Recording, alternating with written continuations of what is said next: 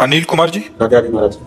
रोहित दुबे जी। कुमार जी, आप दोनों का एक जैसा प्रश्न है। कुमार जी, आप कह रहे हैं कि पाप कर्मों का फल शरीर को ही भोगना पड़ता है, ना कि आत्मा को। लेकिन आत्मा आसक्त हो चुकी है शरीर पे।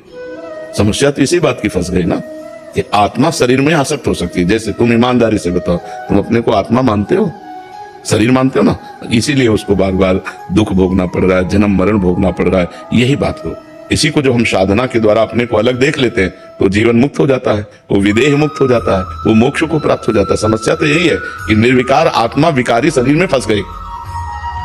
शरीर ने नहीं फंसा, आत्मा ने स्वयं इसको स्वीकार कर लिया। जैसे मैं पुरुष हूं, अब वो मैं है आत्मा और पुरुष है माया।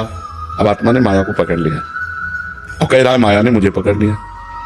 उल्टा बोलेंगे ना आप बोलेंगे उल्टा कि मैं तो छूटना चाहता हूं पर माया ने मुझे पकड़ लिया। ऐसे हम पकड़े, हम कहते हैं माइक ने मुझे पकड़ लिया, मैं तो छोड़ना चाहता हूं। तो छोड़ दो, तुम्हें किसने पकड़ रखा है?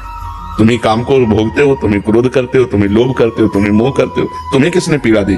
तुम जब इच्छा करोगे तब आएगा, ऐसे थोड़ी काम आ जाएगा। आप विषयों का ध्यान करोगे, विषयों का चिंतन करोगे तो काम आ जाएगा। अगर भगवान का चिंतन करोगे, भगवान का ध्यान करोगे तो भगवान आ जाएंगे।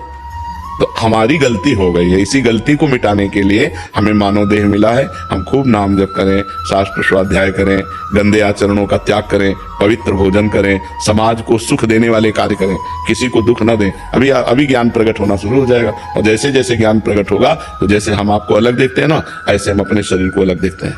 जितना दूर आप हैं उतने दूर शरीर है, हम शरीर नहीं है।